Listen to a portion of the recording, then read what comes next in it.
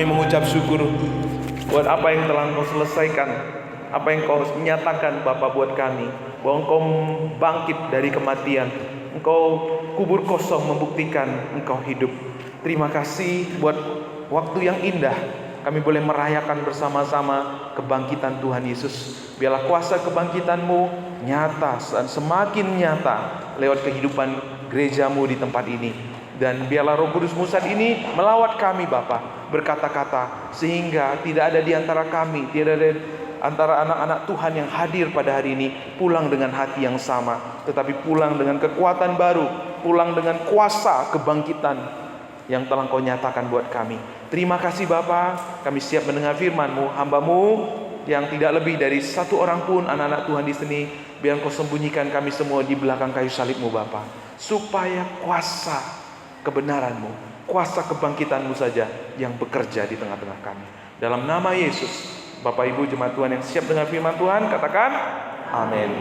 Silakan duduk. Salam. Selamat Paskah buat segenap jemaat Gereja Baptis Pabaton di tempat ini. Puji nama Tuhan. Hari ini kita merayakan kebangkitan Tuhan kita Yesus Kristus. Nah, hari ini judul khotbahnya adalah Kristus bangkit. Nah, ini adalah penutupan dari sermon series kita Via Dolorosa, ya. Ditutup dengan kebangkitan Tuhan kita Yesus Kristus. Nah, Bapak Ibu Saudaraku yang dikasihi Tuhan, sudah berapa kali kita merayakan Paskah? Sudah berapa kali kita merayakan Paskah? Apa yang Bapak Ibu paling ingat tentang Paskah? Telur, Pak. Masih ingat tahun kemarin berapa biji dapat telurnya? Tahun ini nanti mungkin bisa dapat telur lagi ya. Tapi Bapak Ibu, pertanyaannya bukan seberapa banyak telur yang kita dapat, tapi pertanyaannya adalah, sudahkah kita mengenal Kristus yang bangkit? Sudahkah kita mengenal Kristus yang bangkit? Sudah berapa kali kita merayakan Paskah?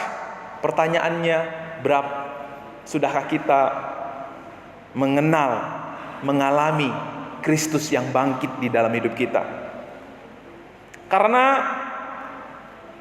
kalau kita mengenal Kristus yang bangkit, sudah pasti ada perubahan yang signifikan terjadi dalam hidup kita. Bapak Ibu bisa melihat bagaimana murid-murid waktu mereka belum bertemu dengan Yesus Kristus yang bangkit, hati mereka, pikiran mereka, hidup mereka dikuasai oleh ketakutan, dikuasai oleh kecemasan, dikuasai oleh kekhawatiran, ada arogansi, ya. Bapak Ibu masih ingat ya bagaimana Petrus waktu di perjamuan malam itu Tuhan bilang, ada di antara kamu yang akan mengkhianati. Petrus bilang, siapa itu Tuhan? Siapa itu? Itu kan bukan aku ya. Pastinya bukan aku. Aku mau memberikan hidupku untuk Tuhan, gitu ya. Luar biasa Petrus ya. Bahkan ada di antara mereka Yakobus, Yohanes, beberapa waktu kita belajar, mereka kepingin duduk di sebelah kanan Yesus, ya. Jadi kehidupan murid-murid sebelum mengenal Yesus yang bangkit, penakut, pengecut, pengkhianat, arogan, dan mereka mengalami keputusasaan. Mereka juga mengalami rasa minder. Mereka juga mengalami kecemasan, kekhawatiran. Itu yang menguasai mereka, ya. Mereka adalah murid-murid yang selfish. Waktu Yakobus bilang sama Yohanes mau duduk di sebelah kanan kiri Yesus, di sebelah Yesus nanti waktu dia bertahta, 10 orang murid marah. Tapi sebenarnya marah bukan karena takut Yesus terganggu dengan 2 orang ini, tapi karena mereka juga kepingin posisi yang sama, ya. Arogan, selfish, ya, memikirkan diri mereka, memikirkan posisi mereka, memikirkan kenyamanan mereka, memikirkan diri mereka supaya mereka menjadi orang yang diperhitungkan. Padahal di waktu mereka mementingkan posisi mereka, apa yang terjadi? Merusak relasi mereka satu dengan yang lain. Inilah yang terjadi dalam kehidupan murid-murid waktu mereka belum mengalami bertemu dengan Yesus yang bangkit. Nah, pertanyaannya, apakah apa yang dialami murid-murid waktu itu juga Bapak Ibu alami? Ya. Belum lagi kita belajar dari seorang Paulus. Nah, tadi Filipi itu adalah kitab yang ditulis oleh Paulus. Paulus itu seorang penganiaya jemaat Tuhan. Dia mempelajari hukum Taurat. Dia adalah orang Yahudi yang sempurna.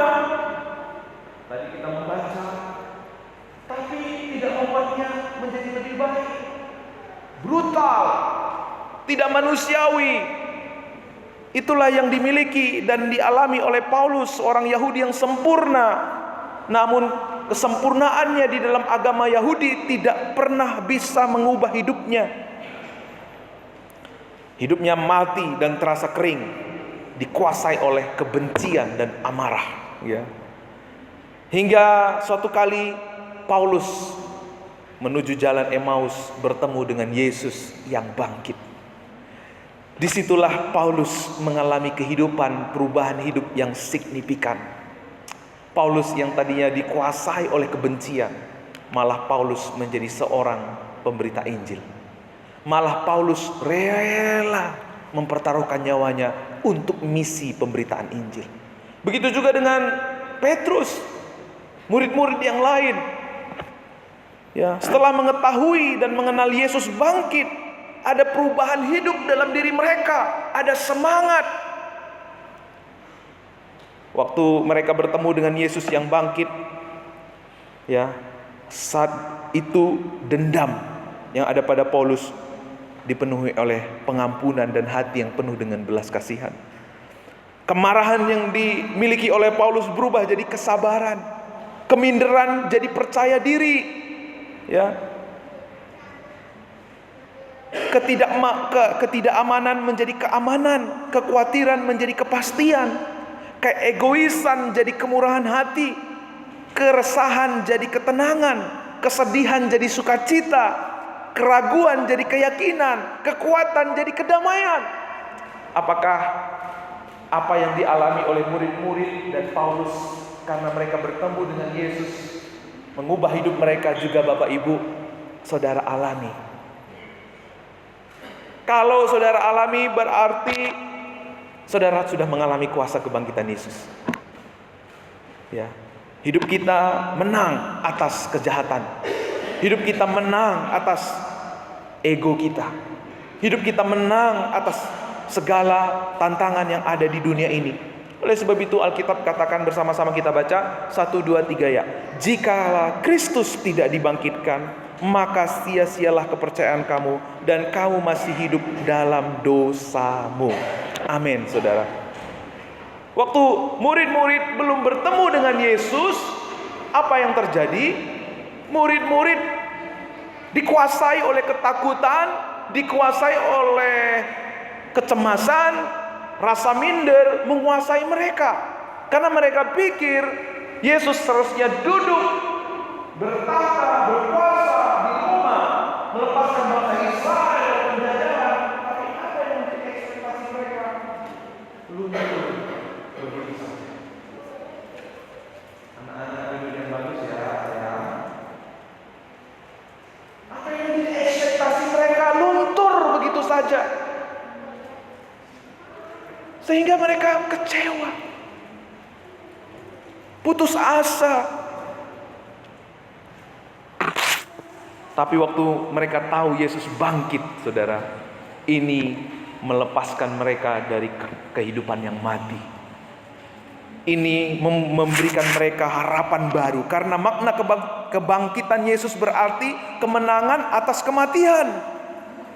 Makna kebangkitan Yesus berarti penggenapan nubuat, bahwa apa yang Yesus katakan iya dan amin, bahwa apa yang Alkitab katakan tentang Yesus semuanya tergenapi, ya. Bahwa waktu Yesus bangkit ada harapan yang pasti, ada pengampunan dosa. Yesus mengalahkan maut. Kalau Yesus bangkit, Dia juga bisa membangkitkan kita, ya. Kuasa Tuhan begitu sempurna Tuhan tunjukkan lewat Yesus Kristus. Lewat kebangkitan Yesus kita tahu bahwa Yesus itu bukan manusia biasa. Dia bukan sekedar menjadi raja, tapi dia adalah raja atas maut. Dia juga adalah raja atas kekekalan. Amin. Puji Tuhan. Ya, dalam 1 Korintus ini ditulis oleh Paulus. Ditulis oleh Paulus 20 tahun setelah kebangkitan Yesus. Di sini tersirat dua sisi doktrin kebangkitan. Yang meskipun kita percaya fakta sejarah, namun percuma jika tidak mengalami dan menaruh pengharapan pada Kristus. Jadi ada dua sisi doktrin keselamatan. Yang pertama, percaya bahwa Yesus bangkit, tapi nggak cukup sampai di situ saja. Yang kedua adalah kita mengalami kuasa kebangkitan Yesus. Kalau kita mengalami dan menaruh pengharapan kepada Kristus, tapi tidak memahami, tidak mengalami, sia-sia kepercayaan kita. Yuk kita baca. Demikianlah binasa juga orang-orang yang mati dalam Kristus, jikalau kita hanya dalam diri ini saja menaruh pengharapan pada Kristus, maka kita adalah orang-orang yang paling malam dari segala manusia. Tidak cukup tahu, tidak cukup hanya tahu bahwa Yesus bangkit. Tapi kita perlu mengalami Yesus yang bangkit. Mengalami tanpa tahu fakta sejarah, fakta kebenaran, juga akan membuat kita menjadi orang yang salah arah. Jadi dua-dua, mengetahui fakta dan mengalami fakta. Kalau kita mengalami dua-dua, kita pasti juga akan mengalami kuasa kebangkitan seperti murid-murid. Kebangkitan rohani tidak hanya cukup menjadi orang yang tahu Yesus bangkit. Kebangkitan rohani tidak hanya cukup ketika kita mengalami, tapi dua-dua, mengalami dan mengetahui. Amin. Ya. Adakah bagian dalam hidup saudara yang mati dan kering karena selama ini hanya sekedar tahu bahwa Yesus bangkit? Atau adakah bagian hidup saudara yang mati kering karena selama ini saudara hanya mengalami tapi tanpa mengetahui? Ya, dua hal ini tidak bisa dipisahkan. Oleh sebab itu, di dalam momen Paskah ini saya ingin mengajak Bapak Ibu membahas dua hal ini, melihat dan memastikan dua hal ini terjadi dalam hidup kita. Hal mengenai Yesus yang bangkit ada dua. Percaya Yesus Kristus bangkit, namun juga kita mengalami Yesus yang bangkit. Nah, dari 1 Korintus 15 ayat 5 sampai 8 kita baca sama-sama. 1, 2, 3 ya. Bahwa ia telah menampakkan diri kepada Kefas dan kemudian kepada kedua belas muridnya. Sesudah itu ia menampakkan diri kepada lebih dari 500 saudara-saudara sekaligus. Kebanyakan dari mereka masih hidup sampai sekarang, tapi beberapa di antaranya telah meninggal. Selanjutnya menampakkan diri kepada Yakobus, kemudian kepada semua rasul, dan yang paling akhir dari semuanya ialah menampakkan diri juga kepadaku, sama seperti kepada anak yang lahir sebelum waktunya. Jadi Yesus memang menampakkan diri. Yesus memang menyatakan dirinya kepada murid-murid, kepada banyak orang. Jadi kebangkitan Yesus Kristus itu bukan mitos. Kebangkitan Yesus Kristus itu adalah fakta. Ya. Fakta sejarah tentang kebangkitan Yesus Kristus ditulis oleh non-Kristen dan juga orang Kristen. Baik lawan dan kawan mengakui tentang kebangkitan Yesus Kristus, ya.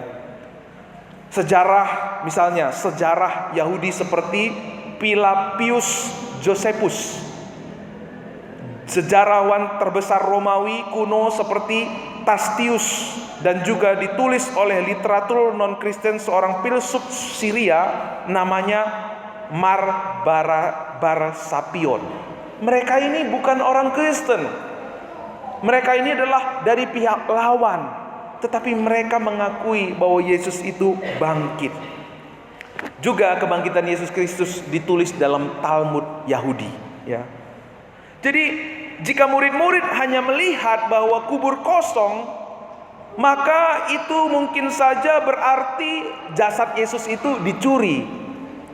Tapi jika kubur masih terisi tetapi murid-murid melihat Yesus, berarti bisa saja mereka halusinasi.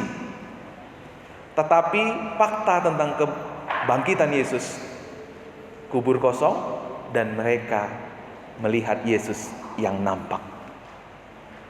Jadi kebangkitan Yesus, kombinasi kubur kosong dan penampakan badan Yesus yang berulang kali, akhirnya membuat mereka percaya bahwa Yesus bangkit dari antara orang mati. Ada beberapa teori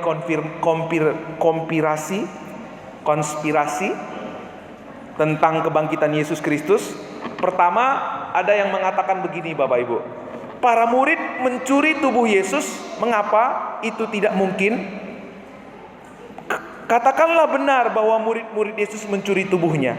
Namun bagaimana mereka mampu menyelinap melewati penjaga Romawi dan mencuri mayat tanpa mereka sadari? Nggak mungkin. Ada beberapa yang mengatakan bahwa para murid merasa sangat bersalah karena meninggalkan Tuhan mereka untuk mati, dan mereka ingat ajaran tentang bagaimana dia akan dibangkitkan pada hari ketiga, dan mereka akhirnya mati sengsara karena kebohongan yang mereka ciptakan sendiri. Tetapi kemudian apa yang terjadi, Bapak Ibu? Murid-murid yang sama muncul secara terbuka.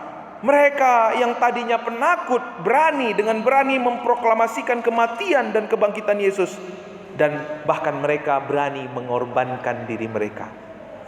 Ini bukti bahwa kuasa kebangkitan Yesus ada pada murid-murid. Ini bukti bahwa kematian Yesus bukan mitos, tetapi satu kebenaran, ya. Semua murid mati disiksa karena Injil, karena Yesus. Petrus mati disalib terbalik karena dia menolak untuk mati dengan cara yang sama seperti Yesus. Dia merasa tidak layak mati sama seperti Yesus, maka dia meminta, aku mati dengan salib terbalik saja. Yohanes direbus hidup-hidup, tapi karena dia tidak mati direbus, dia diasingkan ke Pulau Patmos.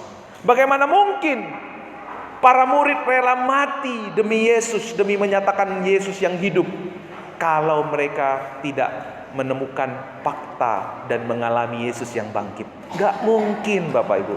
Mereka mau rela mati memberikan hidup mereka kepada Tuhan karena mereka memiliki dua hal ini. Mereka dituduh macam-macam oleh orang-orang pada waktu itu. Kamu mencuri tubuh Yesus kayak apa kayak. Dia tetap jalan. Kenapa? Dia menemukan dua fakta ini dalam hidupnya. Mereka tidak punya kekuatan politik. Yang ada mereka dianiaya. Apa yang menyebabkan mereka bisa bertahan? Karena mereka memiliki dua hal ini, fakta dan mengalami, ya. Saya percaya hari ini juga orang-orang percaya yang bertahan sampai hari, orang-orang percaya gereja Tuhan akan terus mengejar panggilannya, bergiat dalam pekerjaan.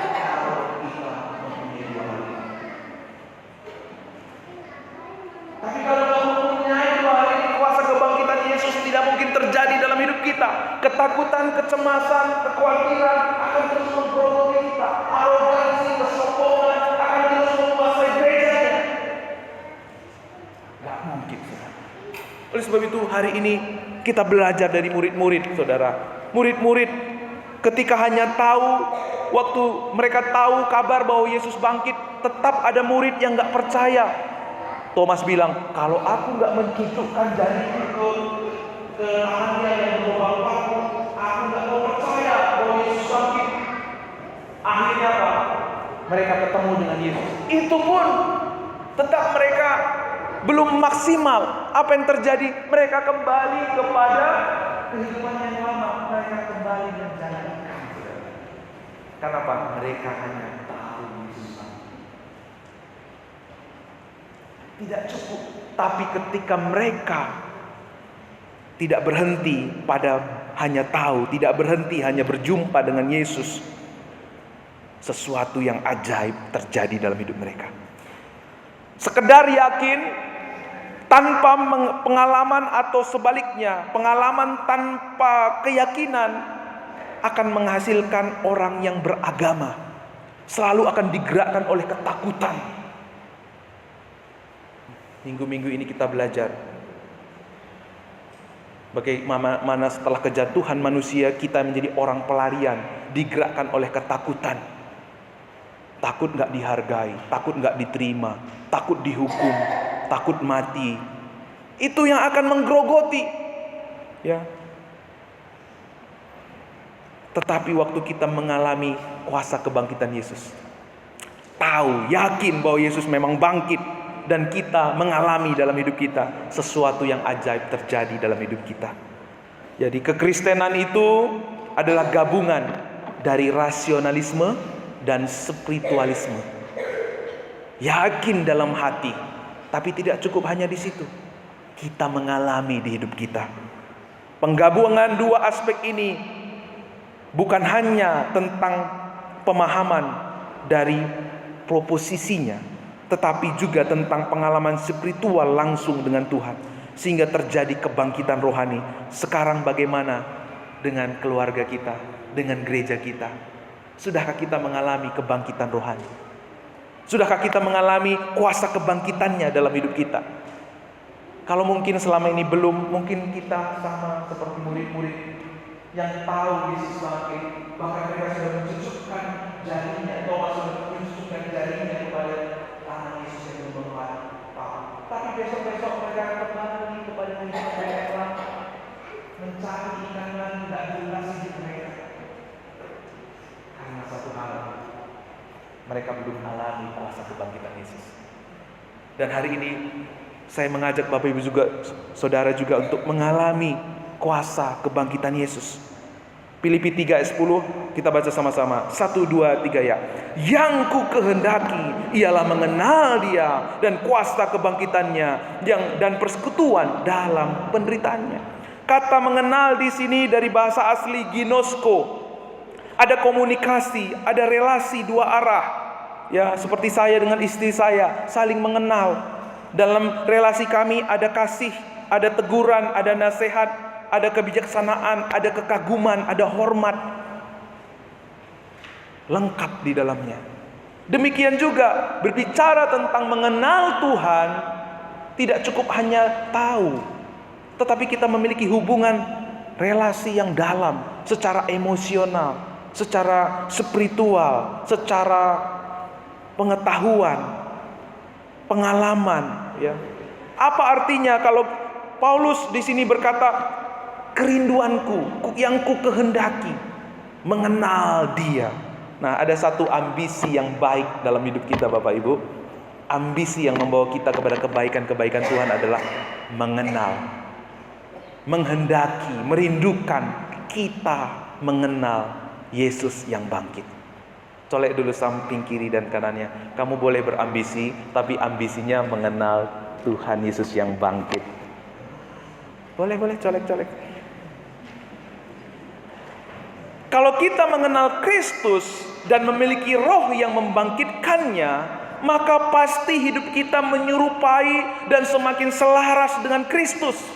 Kalau kita mengenal Kristus dan memiliki roh yang membangkitkannya, maka pasti hidup kita menyerupai dan selaras dan sejalan dengan Kristus.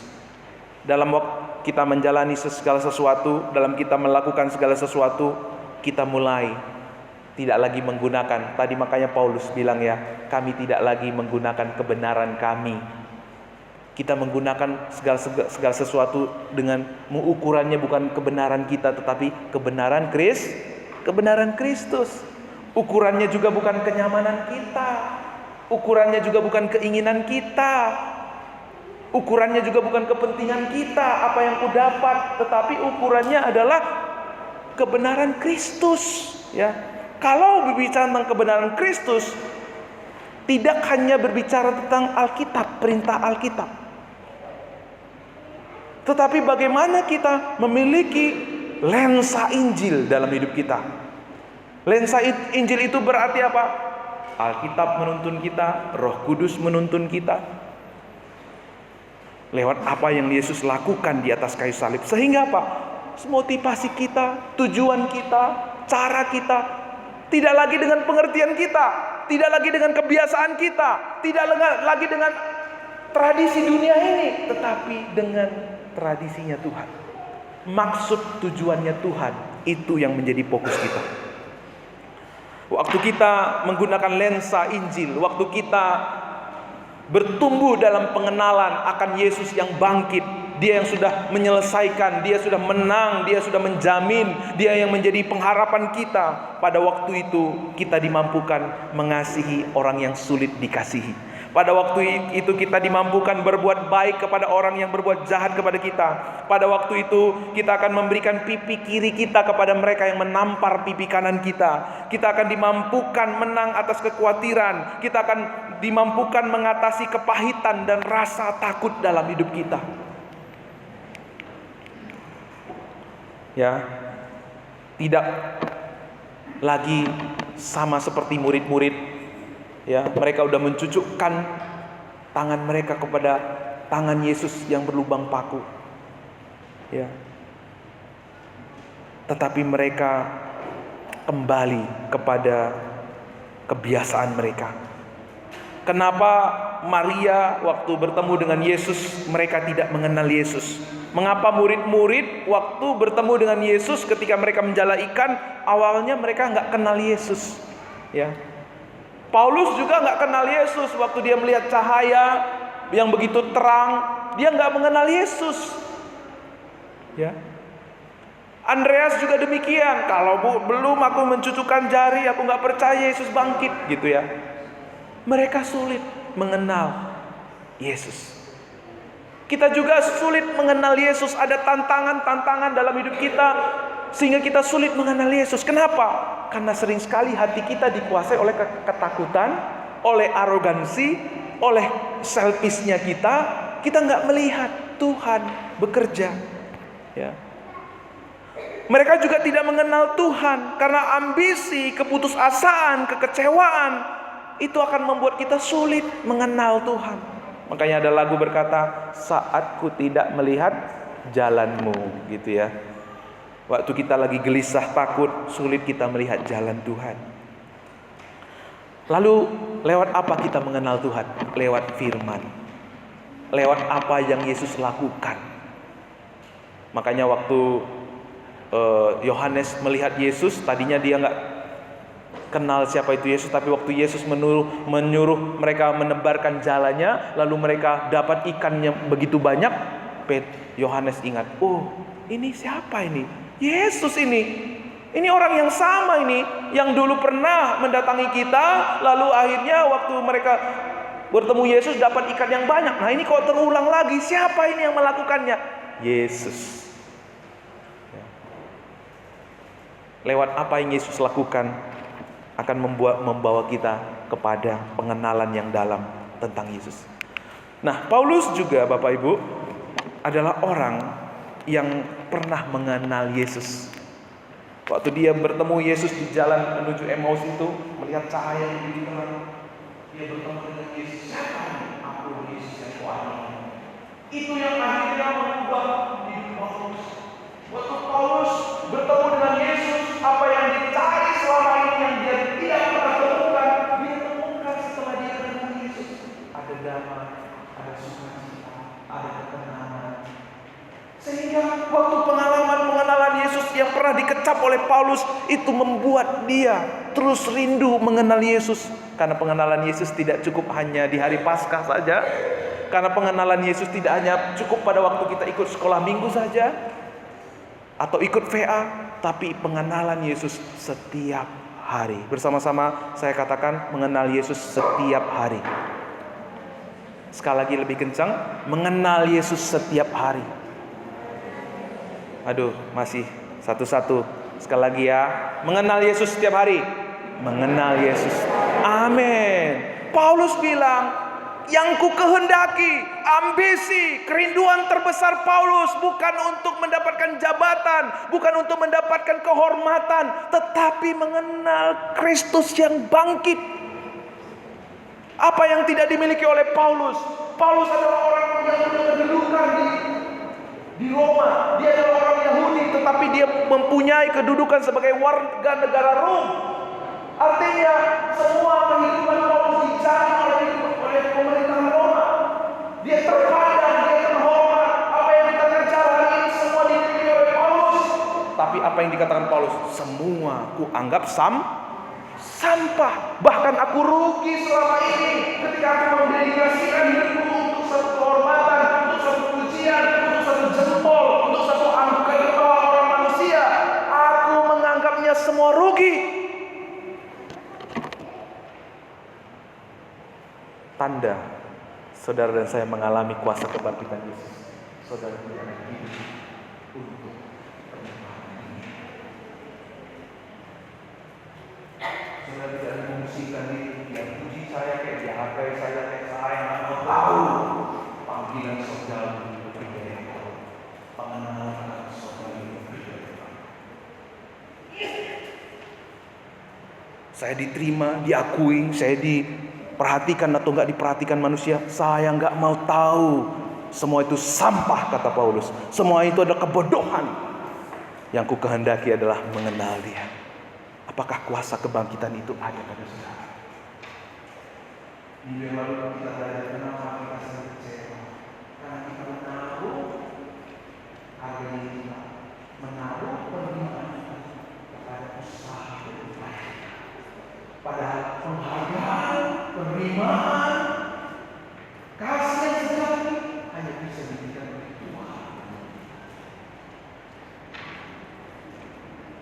Kalau rindu saudara mengalami kuasa kebangkitannya setiap hari, mari kita belajar bersama dengan seorang Paulus. Memiliki ambisi untuk mengenal Dia. Jika ada orang yang berhak bangga bermegah, itu adalah Paulus orangnya. Dia sudah memiliki semua yang kita kejar. Tetapi Paulus bilang semua itu sampah. Artinya Bapak Ibu, bukan berarti kita tidak boleh punya pekerjaan yang baik.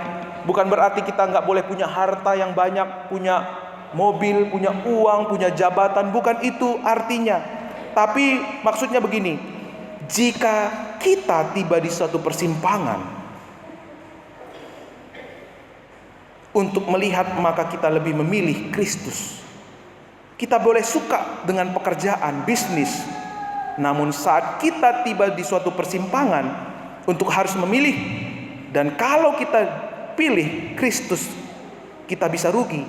Kalau kita pilih Kristus, maka pacar kita bisa putusin kita.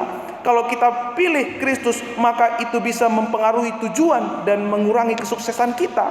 Tetapi saat kita rugi, saat kita putus sama pacar kita, dan saat kesuksesan itu berkurang, maka kita menjadi makin mengenal dan memperoleh Kristus.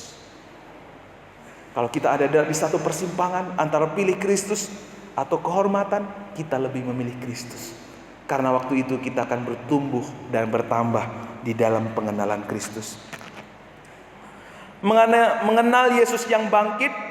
Karena mengapa Paulus begitu rindu, berambisi mengenal Yesus yang bangkit? Karena hanya di dalam pengenalan itu Paulus menemukan jalan. Jalan apa yang ditemukan oleh Paulus? Via Dolorosa, jalan salib, jalan kemenangan. Waktu Paulus bertemu dengan Yesus, waktu yang sama dendam jadi pengampunan, kemarahan jadi kesabaran, keminderan jadi percaya diri, ketidakamanan jadi keamanan, kekhawatiran jadi kepastian, keegoisan dan keangkuhan menjadi kemurahan hati, keresahan menjadi ketenangan, kesedihan menjadi sukacita, keraguan menjadi keyakinan, kekalutan menjadi kedamaian.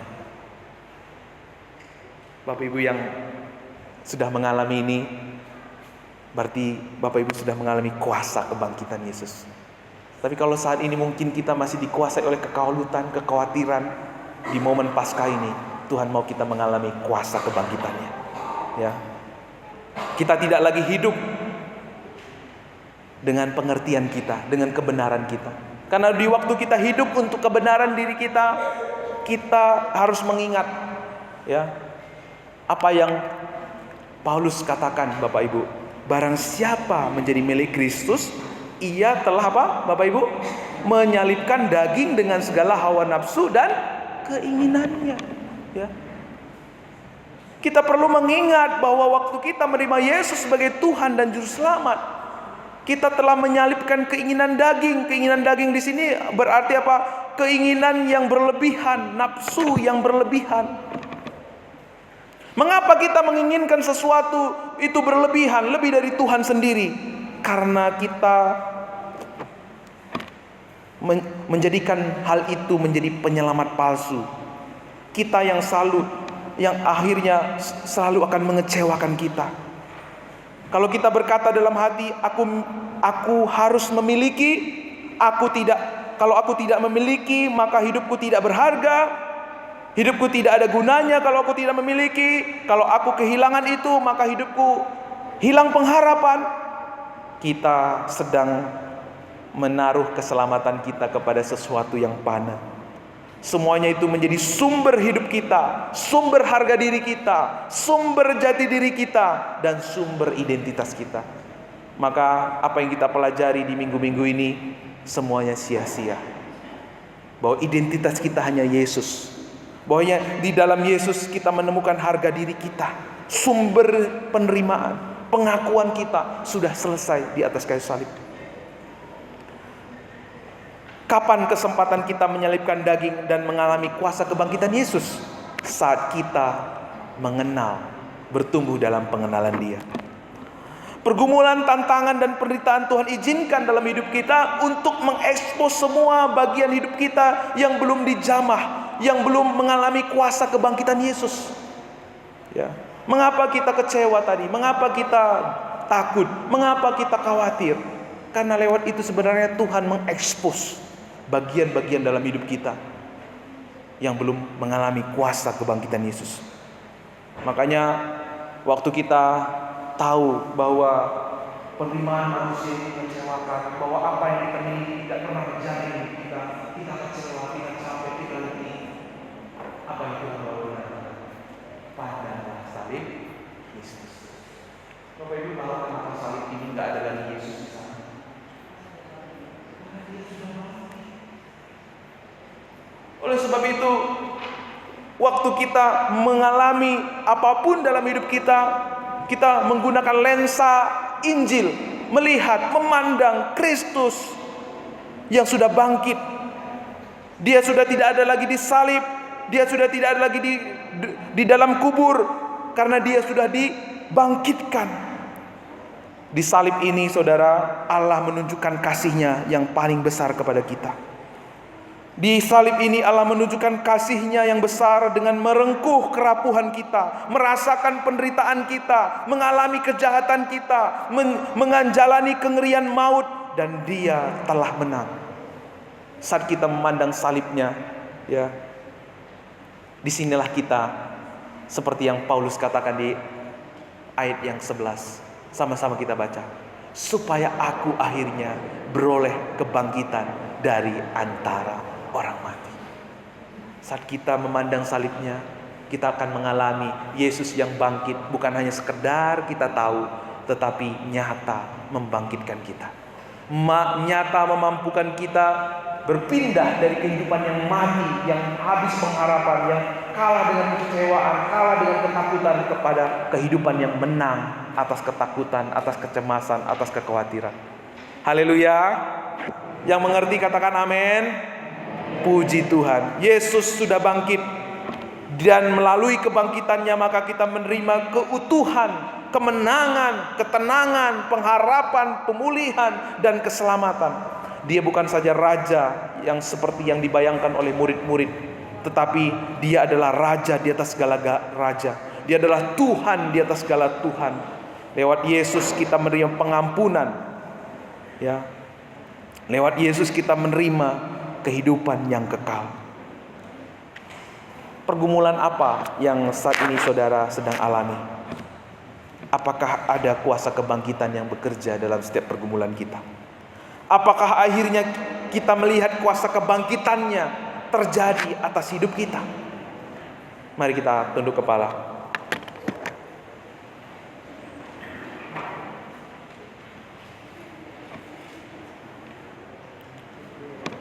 Pertanyaan reflektif buat kita semua sebelum kita akan mengakhiri khotbah ini. Saya mengajak kita untuk berdiam diri. Saya mengajak Bapak Ibu untuk tunduk kepala.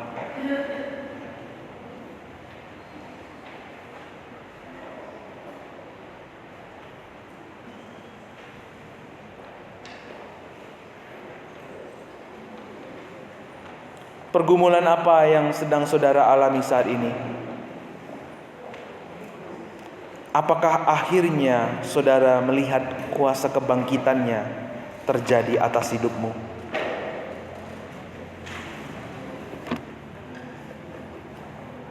Apa yang seringkali kita anggap lebih berharga?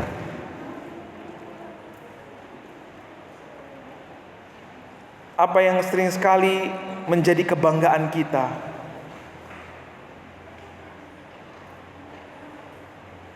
Apa yang menjadi kebanggaan kita? Apa yang kita anggap selama ini lebih sehingga mengalahkan kebanggaan kita kepada Kristus? Paulus sudah memiliki apa yang orang-orang kejar hari ini. Tapi Paulus berkata, semua kerugian bagiku. Justru Paulus berkata, aku menganggapnya sampah. Karena ternyata semua yang dimiliki oleh Paulus tidak pernah mengubah hidupnya. Justru membuat dia semakin jahat. Hatinya kering, hatinya kosong. Begitu Paulus bertemu dengan Yesus, Paulus mengalami kehidupan yang berbeda. Sesuatu yang buruk, sesuatu yang dia cari selama ini, ia hanya temukan ketika ia bertemu di dalam Yesus. Hidupnya diubah. Bahkan sekarang setelah dia bertemu di Yesus, ia mengubah arah hidupnya 180 derajat. Ia tidak lagi dikuasai oleh ketakutan, kemarahan. Dia tidak lagi digerakkan oleh ajungan jempol banyak orang. Dia tidak lagi digerakkan oleh anggukan kepala banyak orang. Tetapi dia digerakkan oleh kasih Tuhan yang begitu luar biasa, yang tidak hanya memampukan dia melewati segala badai, segala rintangan dalam hidupnya, bahkan ia memberikan hidupnya untuk Injil Yesus Kristus. Tentu saudara, gereja Tuhan di tempat ini tidak selalu sama.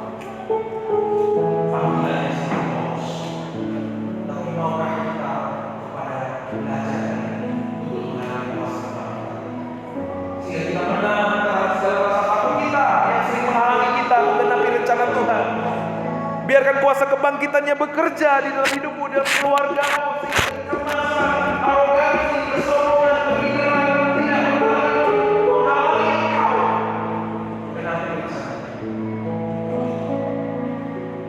Tapi membawa kita Injil, kebangkitannya membawa kita bangkit. Sama seperti murid-murid mau menyerahkan hidupnya kepada Tuhan. Mereka menjadi martir. Dan mereka menemukan arti hidup mereka yang sesungguhnya. Terima kasih Tuhan, hamba-Mu selesai berkata-kata. Dan biarlah kuasa Roh Kudus-Mu bekerja leluasa di hati dan pikiran kami. Segala kuasa-kuasa yang saat ini mencoba merampas firman-Mu, aku tolak, aku patahkan di dalam nama Yesus. Kau lembutkan setiap hati, Kau bukakan setiap pengertian ya Bapa, supaya di momen Paskah ini justru kami mengalami kuasa kebangkitan-Mu Tuhan. Terima kasih Tuhan Yesus. Terpujilah Engkau.